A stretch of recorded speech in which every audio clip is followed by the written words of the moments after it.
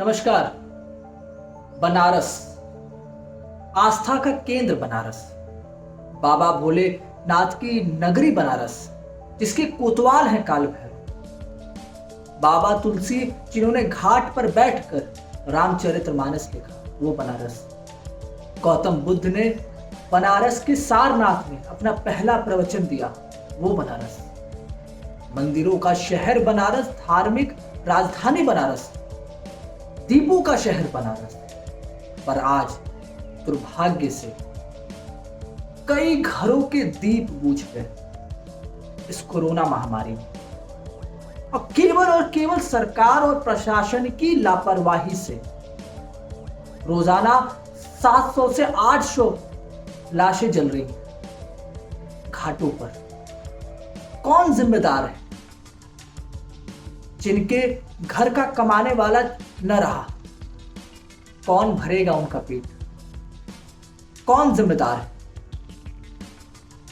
घर टूट गए, औरतें विधवा हो गई, बच्चे अनाथ हो गए, कौन जिम्मेदार है? आज हम बनारस उर्फ क्योटो की दुर्दशा पर आपको सच्चाई बताएंगे। उस अव्यवस्था पर बात करेंगे जो बनारस के नेता, विधायक, मंत्री, अधिकारियों की लापरवाही की भेंट चढ़ गया। बनारस में कुल 1600 बेड रिजर्व्ड है कोविड पेशेंट के लिए, जिनमें से कुल 1200 ऑक्युपाइड है। 240 वेंटिलेटर बेड हैं, जिनमें 200 ऑक्युपाइड है। मोटा मोटी हम समझे तो लगभग 200 बेड खाली। फिर ये बेड के अभाव में रोजाना जो लोग दम तोड़ रहे हैं, वो कौन है? क्यों इनमें से लोगों को बेड नहीं मिला? वो 200 बेड किसके लिए आरक्षित हैं? घाट पर बात करने से पता चला कि रोजाना लगभग कुल 800 चिताएं पूरे बनारस में जलाई जा रही हैं।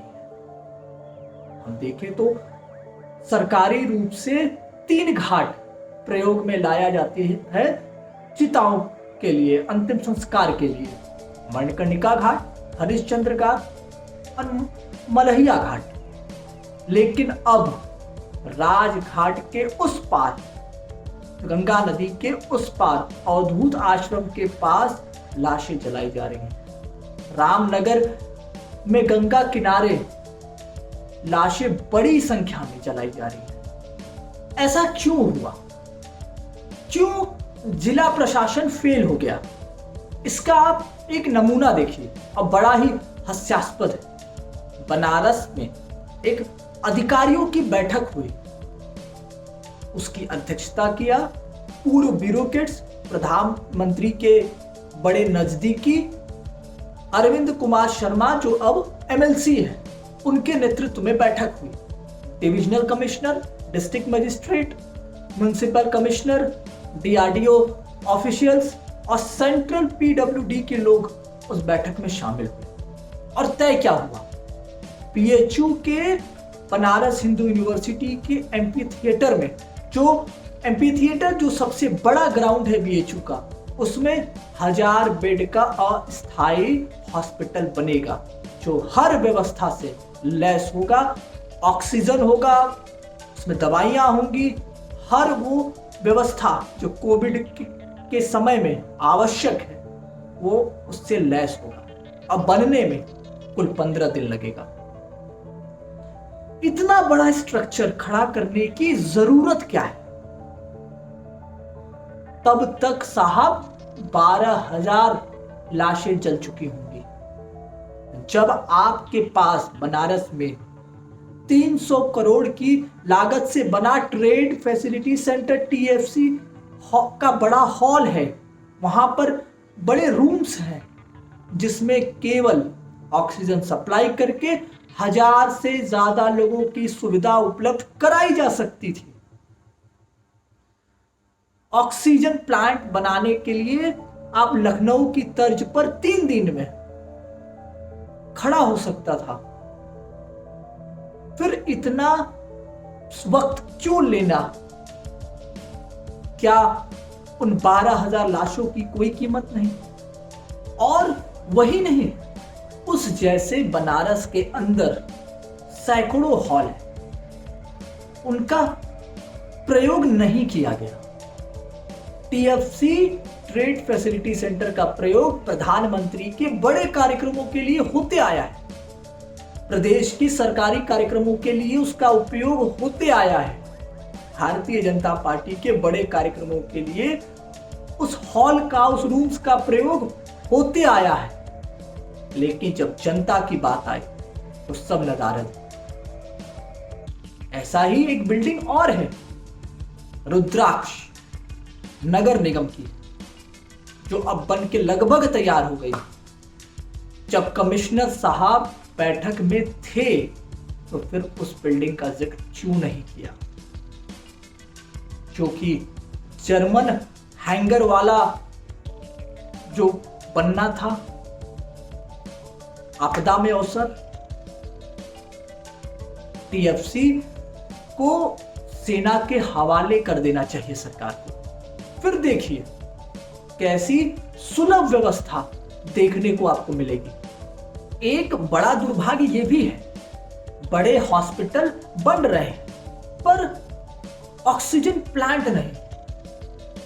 प्रदेश के हर जिले में लगभग 2 से 3 बड़े सरकारी अस्पताल, पर कहीं भी ऑक्सीजन प्लांट नहीं। क्यों? अब तक की सरकारों ने जो किया, पर इस सरकार ने 4 साल में क्यों नहीं बनाया? जब 7 दिन में 15 नए प्लांट बन सकते हैं, फिर क्यों नहीं बनाया इन 4 सालों में? आज आपात स्थिति में नियम कानून को ताक पर रखकर फिर संभव हुआ कि 3 दिनों के अंदर लखनऊ में ऑक्सीजन प्लांट बन गया। कैसे? सरकार को सोचना चाहिए अपनी लाइसेंस प्रणाली के विषय पर। हॉस्पिटल के उद्घाटन पर तो करोड़ों खर्च किए जाते हैं, उनकी साज सज्जा पर, उनकी लाइट की व्यवस्था पर 1.5 से 2 करोड़ में बन जाने वाले ऑक्सीजन प्लांट का कुछ नहीं किया गया, उसके विषय पर सोचा तक नहीं किया, जिसका जुर्माना आज जनता भोग रही है। और यह भी कह सकते हैं न करने का कारण क्योंकि जान सस्ती हो गई है और समस्या सिस्टम की है और सिस्टम करप्ट हो चुका है। ऐसा ही एक हॉस्पिटल है, शिव प्रसाद गुप्त हॉस्पिटल, कबीर चौरा, बनारस में। वहां 2 वेंटिलेटर है पर वो चालू नहीं। क्यों? क्योंकि ऑपरेटर नहीं है, ऑपरेट करने वाला कोई नहीं है। और वो क्यों नहीं?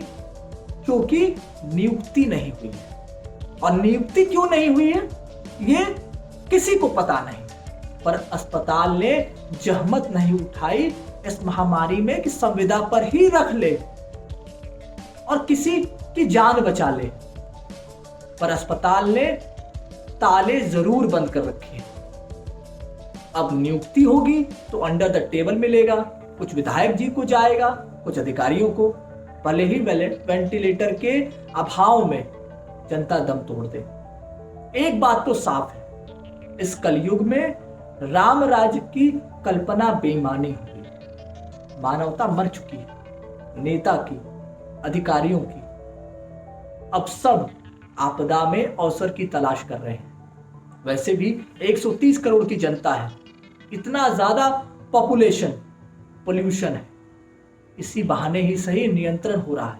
यह भी एक सोशल मीडिया पर एजेंडा चलाया जा रहा है। आप सजग रहिए, 2 गज की दूरी रखिए और मास्क पहनिए। नमस्कार।